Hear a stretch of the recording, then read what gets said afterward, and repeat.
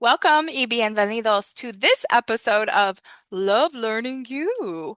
And today's episode, I am excited to introduce you all to something I'm coming out with, but I also wanted to do a free workshop because why not? Why not? So let's hop into it. I was recently giving a presentation at a K-12 education conference, and I got the question that I always get, which is, Justine, what do you use for your presentations and documents?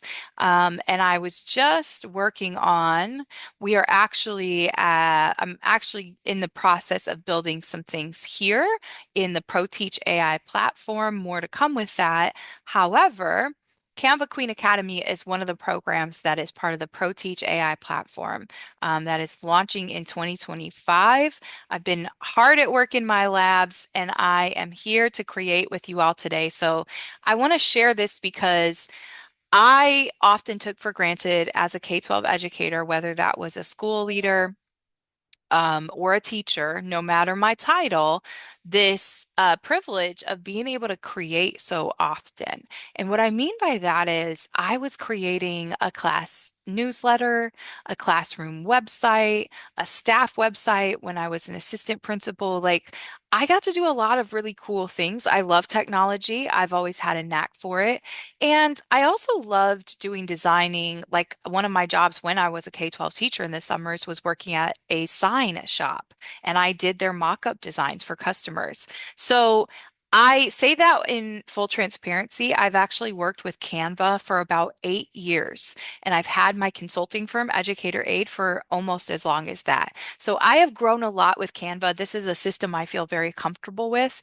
And I just wanted to give you all a little bit of background because one of the programs in our ProTeach AI platform is Canva Queen Academy. And Canva Queen Academy is really to give anyone, not just queens, but I just like that name. But but anybody, the nuts and bolts tools of, oh my goodness, I don't even know what Canva is. I don't know where to begin when I log in because it's overwhelming. So there's going to be three tips that I give you really quick that are like your best friend. And one of them will be going over the core of any design that you try to create here. So this first design is just an 1120 by 1120. It's like a social media post size. And we're just going to call this our sample design. Now, when you sign up for Canva, please understand that their free account is amazing. I used their free account the first few years of being an entrepreneur, and I have built so many things in here, not only for my coaching clients who needed help synthesizing ideas, but I also use a lot of my protocols and templates in Whiteboard, which is a whole feature and application within Canva. The other thing is that Canva has a mobile app. And for me, who travels often and I'm on the go, or let's be honest, if a mood strikes you and you're like taking a bath or you're laying in bed, you can make those edits or you can put your ideas down. Finally, if you're a person who likes to scrapbook, but maybe you just don't really feel that tech savvy, you've come to the right place. I have always been a scrapbooker since I was little. I love collage art, like just that type of storytelling. I think Canva speaks to me for that same reason. So you're in good company if you're here. We'll teach you all the basics, and then you can just have fun with all the different design elements. All right, finally, if you have questions or comments or ideas, just comment below and make sure you hit subscribe too. It helps us out and it helps me to continue to create high level content for you all. So I'm going to, you know what? I'm going to do it. I'm going to put Pablo on the screen. This is a picture of my dad. I was working on a design recently because I want to talk about the power of our parents and just understanding your origin story. So this is a picture of my dad. What's up, Pablo? He's a huge influence in my life, and he's also where I get a lot of my artistic creativity. He's very artistic himself. So when you are in here, all that I did to grab that is there's a section on the left here that I want to point out. This is number one button. I'm pointing out three buttons to you all today in this workshop. That's it. If you learn nothing else, start with these three buttons. So once you're logged in and signed up for Canva, let me just show you what the home screen looks like. Let's get out of this design. It's going to automatically save this design for us, and you want to make sure you're on the home. So on the upper left where my mouse is, that's your home button. This is one of your best friends, and this is where I can search through designs. I can I can build all of my templates, etc. I'm getting into all of those things in Canva Queen Academy, but for today, once you're signed up, once you say I want to click on a design, maybe you go to the Dream Lab, etc., whatever. You're going to click on it. Oh, I clicked on the wrong file. We wanted the one with Pablo's picture. There we go. Um, there we go. So I'm going to pop this file open with the arrow for our sample design. And we have my dad's picture from his senior year on there. And here, now let me get back to this, uploads. So uploads are actually where you can upload all of your own pictures and files yourself. So under uploads is where anything you upload, you can see I've been doing some stuff for presentations. I also do my social media development and here, all that kind of stuff. You can create folders, you can organize all your files. So up here is where you're going to title. I just called it sample design, but you can give your name any title. You can also save it to different folders. So uploads, the button that is the fifth down on the left, that's where you're going to find videos, images, and audio that you have uploaded for yourself. Um, all of these other buttons over here are going to give you things like elements. So right here, I can say party hat. Maybe I want a party hat and I want to put a party hat on Pablo because his birthday is coming up or something like that. This is where you search elements. It's where you search pretty much anything and everything you would want to add to a design or reshape or reimagine. I can also go into my color palette across the top and say, no, I don't want yellow. I actually want peach. Let me change that to peach. I want this to be dark green. And then I actually want the purple to be tan.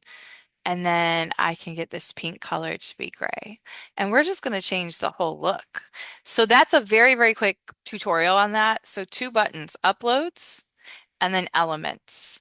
And this is going to let you add anything and everything you wanted to a design. So that's the first two buttons. Uploads, it's where you're going to upload any of your own pictures that you may want to edit. And then elements. So the reason I started with these two buttons is because they are what you are typically going to use the most to create any design in Canva. The final button I'm going to show you is just the edit button. And under edit, when I click on Pablo's picture, it's going to bring up a whole new left pane here that is going to let you adjust. So if I want to adjust all of the different sharpness, clarity, vibrance, saturation, the shadows, if you get into those or more, you're more of a technical photographer, I can also just select a background, foreground, or the whole image. I'm going to choose background. And what I want to actually do is let's change the background to be more this tinted blue. And our battery's getting low. That means I'm talking too much. Ooh, let me go back. Okay. So we've changed the background. And in here under Magic Studio, I can do a multitude of things. I can actually remove the background completely. That's what BG Remover means. That is a pro element, a pro feature. And again, that's $120 per year for this. If I have a referral code that gives you a discount, I will definitely link it below, but I have to check my account and even see if that's a thing. Magic Eraser, Magic Grab, Grab Text, Magic Edit, Magic Expand. I won't go into each of those. You can also see all of the different filters. And maybe I want to make this Astro and we make it look a little bit more vintage, even more vintage than it was. I can blur, I can face retouch, I can autofocus, I can do mock-ups, I can do an image upscaler. That one's kind of interesting. It's interesting to see how Canva shifts your photos and stuff. But a cool one would also be that because we've removed Pablo's background, the final thing I'll show you, let me go back to elements. And my dad loves the water, fishing on the water. I'm going to put in fishing on the water and I'm going to go for a photo. I'm going to go for a photo because my dad loves to bass fish. Ooh, this, hang on. This looks like one he would be interested in. I'm gonna put this as his background. Gonna hit position at the top and send it all the way to the back. I'm actually down here. You can adjust the size at the bottom of the screen. I'm going to extend the size so the fish is in the corner. Woo! Excuse me. Oh, bless me. Um, Thank you, Jesus. Okay. And then we want Pablo's picture in the bottom right. And he's just going to be pondering and thinking about this beautiful fish that he's caught, and he's imagining it. Now, if I were making this for real, I would probably do so many more things and so many more adjustments just being me because I tend to be picky about design. But you get the idea how it can become very fun and also easy to design your own things. My dad would actually love to print this off and put it in his office probably, just because he would. But but I hope that you enjoyed this kind of initial start. The buttons that we reviewed today were just how to add different elements. That could be graphics, videos, audios, photos, videos you generate, mock-ups, frames, different charts, all types of things. We also looked at uploads and how you can upload all of your own tools and resources and photos and images, whether that's for social media or presentations, articles, published reports, etc., newsletters. And then finally, we also tapped into just a few of the different editing tools up here. We have not barely touched the tip of the iceberg, but to learn more about Canva Queen Academy and the cool things we're doing with the ProTeach AI platform, still in development, check out the links below that I've included. And I just thank you all for tuning in. We have some really incredible guests coming up in 2025 for Love Learning You featured voices. And I'm going to continue sharing more and more about tools that really make life, especially for K-12 educators, that's teachers, principals, and superintendents, how specifically for those three groups in K-12 education we can make our lives easier, healthier, and wealthier. And one of those ways is through tech tools. They are something that has helped me for years to create systems that make my work easier, whether those are data systems. And we do have an Accelerator Academy if that's more of your thing. And you want to learn about Excel formulas and how to create graphs and manage and monitor school-wide data, district-wide data, or even student-level data in the classroom that these are some of the things I'm passionate about because part of loving learning ourselves is being okay to refine the things that are no longer serving us.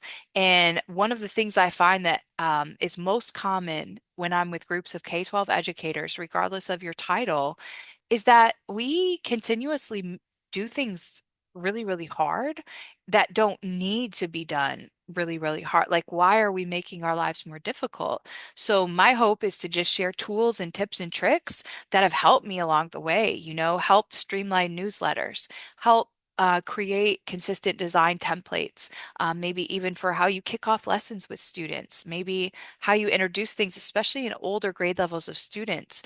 I know many teachers, they use PowerPoint decks each week to amplify their objective while students are working and have their guiding questions. It's a practice that I used as well. And quite frankly, I do it now still so that I don't forget key points of what I need to teach.